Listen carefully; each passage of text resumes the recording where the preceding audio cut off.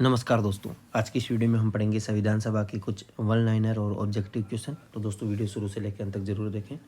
तो प्रथम क्वेश्चन है कि डॉक्टर राजेंद्र प्रसाद को संविधान सभा का स्थायी अध्यक्ष चुना गया था। डॉक्टर सच्चिदानंद सिन्हा भारत के प्रसिद्ध सांसद, शिक्षाविद और अधिवक्ता तथा पत्रकार थे। वे भारत की संविधान सभा के प्रथम अस्थायी अध्यक्ष थे। यदि प्रथम स्थायी पूछे तो वो हो जाएगा राजेंद्र प्रसाद, यदि प्रथम अस्थायी पूछे तो वो हो जाएंगे आपके डॉक्टर सच्चिदानंद सिन्हा। डॉक्टर भीमराव अंबेडकर संविधान सभा की प्रारूप समिति के अध्यक्ष थे। डॉक्टर राजेंद्र प्रसाद संविधान सभा की प्रक्रिया नियम समिति और संचालन समिति के अध्यक्ष थे आपके डॉक्टर राजेंद्र प्रसाद। एक तो प्रक्रिया संविधान सभा की प्रक्रिया यानी नियम समिति और एक संचालन समिति, इनके अध्यक्ष आपके राजेंद्र प्रसाद थे। संविधान सभा की पहली बैठक 9 दिसंबर 1946 से 26 नवंबर 1949 तक चली थी, जिसे 2 वर्ष 11 माह 18 दिन, यदि हम मान लें तो संविधान को बनने में 2 वर्ष 11 माह 18 दिन लगे थे। यानी 9 दिसंबर से शुरू हुई थी। तो अस्थायी अध्यक्ष कौन बने थे? 9 दिसंबर को सच्चिदानंद सिन्हा बने थे। उसके बाद में 9 के बाद में 2 दिन बाद में 11 दिसंबर को आपके स्थायी अध्यक्ष बन गए थे डॉक्टर राजेंद्र प्रसाद।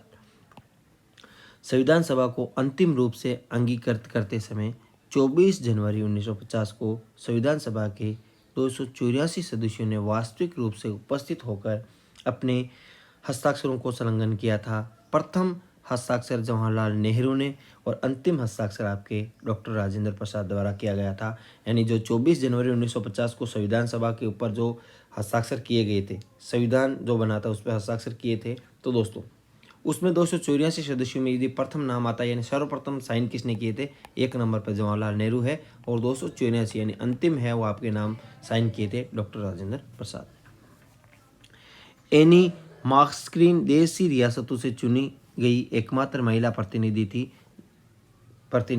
थी जो त्रावणकोर केरल से संबंधित थी। एनी मार्क्सक्रीन वो आपके देशी रियासतों से चुनी गई एकमात्र महिला प्रतिनिधि थी। B.N. राव संविधान सभा के संवैधानिक सलाहकार थे। इन्होंने संयुक्त राष्ट्र सुरक्षा परिषद में भी भारत का प्रतिनिधित्व किया था। अगला है भारत के संविधान का प्रारूप तैयार करने वाली संविधान सभा के सदस्यों को विभिन्न प्रांतों की विधानसभाओं द्वारा चुना गया था। जवाहरलाल नेहरू ने संविधान सभा में, देखना दोस्तों प्रत्येक लाइन महत्वपूर्ण है, जवाहरलाल नेहरू ने संविधान सभा में 13 दिसंबर 1946 को उद्देश्य प्रस्ताव पेश किया था। पूछा जा सकता है कि उद्देश्य प्रस्ताव कब पेश किया गया? 13 दिसंबर 1946 को। लेकिन संविधान सभा द्वारा इसे स्वीकार कब किया गया? 22 जनवरी 1947 को। भारत का संविधान दिवस 26 नवंबर को मनाया जाता है क्योंकि 26 नवंबर 1949 को हमारा संविधान बनकर तैयार हुआ था। पहला संविधान दिवस यदि पूछे तो 26 नवंबर 2015 को पहला संविधान दिवस मनाने की शुरुआत की गई थी। 26 नवंबर को संविधान दिवस मनाया जाता है, याद रखना दोस्तों। और पहला पूछे तो आपके 2015 में हो जाएगा। संविधान सभा की दूसरी बैठक में 11 दिसंबर 1946 को संविधान सभा के स्थायी सभापति यानी स्थायी अध्यक्ष कौन बने थे? डॉक्टर राजेंद्र प्रसाद का निर्वाचन किया गया तथा B.N. राव को संवैधानिक सलाहकार नियुक्त किया गया। संविधान सभा की पहली बैठक 9 दिसंबर 1946 में सबसे अधिक संख्या में बंगाल प्रांत के सदस्य थे, कुल 64। बंगाल के कितने थे? 64 थे। तो दोस्तों जो 9 दिसंबर को हुई थी उसमें आपके अध्यक्ष कौन थे? सच्चिदानंद सिन्हा। लेकिन बाद में 11 दिसंबर को स्थायी अध्यक्ष का चुनाव हुआ, इसमें राजेंद्र प्रसाद को बनाया गया था। यदि दोस्तों आपको पता हो कि यानी 9 दिसंबर को जब सच्चिदानंद सिन्हा को चुन लिया गया तो दोस्तों सच्चिदानंद सिन्हा को क्यों हटाया गया था और सच्चिदानंद सिन्हा को ही क्यों चुना गया 9 दिसंबर को? 11 दिसंबर यानी 9 दिसंबर को आपके राजेंद्र प्रसाद को ही चुन लेते। आपको बताना, यदि कोई कुछ इसके बारे में कोई जानकारी पता हो तो आप कमेंट बॉक्स में जरूर बताएं।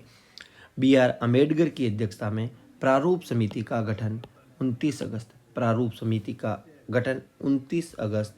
1947 को हुआ था। B.R. अम्बेडकर की अध्यक्षता में कुल 7 सदस्य थे। इसका प्रमुख उद्देश्य संविधान सभा का प्रारूप निर्धारण करना था। अब दोस्तों कुछ महत्वपूर्ण प्रश्न हैं, जैसे कांग्रेस ने संविधान निर्माण हेतु संविधान सभा के गठन की मांग सर्वप्रथम 1936 के 21 वार्षिक अधिवेशन में रखी, लखनऊ वार्षिक अधिवेशन में। संविधान का मूलभूत ढांचा उल्लेखित है, तो दोस्तों उद्देशिका यानी प्रस्तावना में उल्लेखित उद्देश्यों में।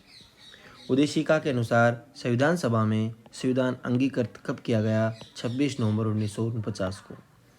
अगला है, भारतीय संविधान की प्रस्तावना में भारत शब्द का प्रयोग कितनी बार है? 2 बार है। कैबिनेट मिशन प्रस्ताव के तहत देशी रियासतों के संबंध में प्रावधान था, तो दोस्तों रियासतों को स्वतंत्रता थी कि वे भारत में मिले या पाकिस्तान में, या वे अपना स्वतंत्र अस्तित्व रख सकती थी। ये कैबिनेट मिशन प्रस्ताव में बात रखी गई थी। क्रिप्स मिशन है 1942 में आया था। अगला है, भारत का संविधान कब लागू हुआ? तो दोस्तों कुछ अनुच्छेद 26 नवंबर 1949 को और शेष आपके 26 जनवरी 1950 को, यानी 26 नवंबर 1949 को तो कुछ अनुच्छेद लागू हो गए थे, बाकी जो बचे अनुच्छेद थे वो आपके 26 जनवरी 1950 को लागू हुए थे। संविधान सभा की प्रांतीय संविधान समिति के अध्यक्ष, तो प्रांतीय संविधान समिति के अध्यक्ष आपके वल्लभ भाई पटेल थे। नेहरू रिपोर्ट किससे संबंधित है? तो दोस्तों मोतीलाल नेहरू से संबंधित है।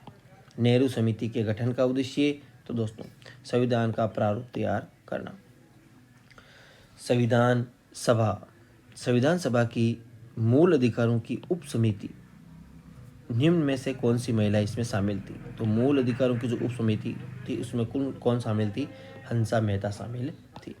संविधान सभा में जयपुर रियासत का प्रतिनिधित्व आपके वीटी कृष्णाचार्य ने किया था। भारतीय संविधान में एंग्लो इंडियन समुदाय का प्रतिनिधित्व किसने किया? तो फ्रैंक एंथोनी ने किया था। प्रांतीय द्विवेद शासन प्रतिफल किसका था? तो दोस्तों प्रांतीय द्विवेद शासन आपके मॉन्टेग्यू चेम्सफोर्ड सुधार का प्रतिफल था।